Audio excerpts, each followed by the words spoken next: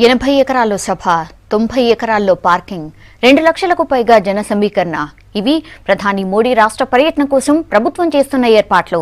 భద్రత దృష్ట్యా సభా ప్రాంగణం నుంచి 2.5 కిలోమీటర్ల పొడవున బ్యారికేడ్లు సిద్ధం చేస్తున్నారు. ప్రధాని పర్యటనలో ఎలాంటి లోటుపాట్లు లేకుండా మంత్రులు, అధికారులు దగ్గరుండి ఏర్పాట్లు చేస్తున్నారు.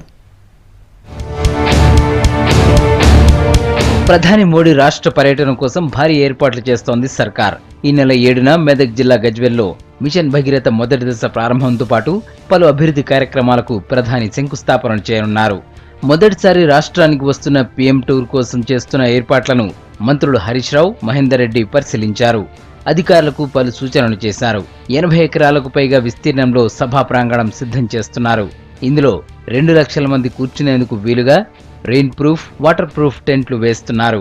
స్టెయిన్లెస్ స్టీల్ పరికరాలతో 80/60 వైశాల్యంతో స్టేజ్ నిర్మిస్తున్నారు. 90 ఎకరాల్లో పార్కింగ్ ఏర్పాట్లు చేస్తున్నారు.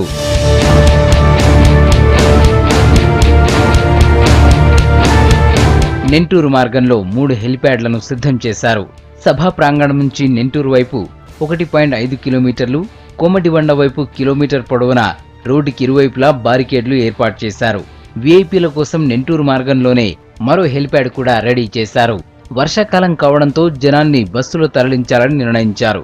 ఇందుకోసం మెదక్తో పాటు హైదరాబాద్, రంగారెడ్డి జిల్లాల్లోని 2800కు పైగా బస్సులు ఉపయోగించనున్నారు. ఈ నెల 7న ప్రధాని మోడీ సీఎం కేసీఆర్తో కలిసి కోమటిబండలోని గుట్టపై నిర్మించిన మిషన్ భగీరథ హెడ్ వర్క్స్ ప్రాంగణంలో నల్లా ఓపెన్ చేస్తారు. అంతకుముందు పైలాన్ను ఆవిష్కరిస్తారు. ఆ తర్వాత ఎన్టీపీసీకి చెందిన 1600 మెగావాట్ల పవర్ స్టేషన్ను జాతికి అంకితం చేస్తారు. రామగుండం ఫర్టిలైజర్ ప్లాంట్తో పాటు Warangal Kaloji health varsity, Manoharabad Kothapalli railway మార్గం పనులకు శంకుస్థాపన చేస్తారు ప్రధాని మోడీ. ఆ తర్వాత గుట్ట కింద భారీ బహిరంగ సభలో పాల్గొంటారు.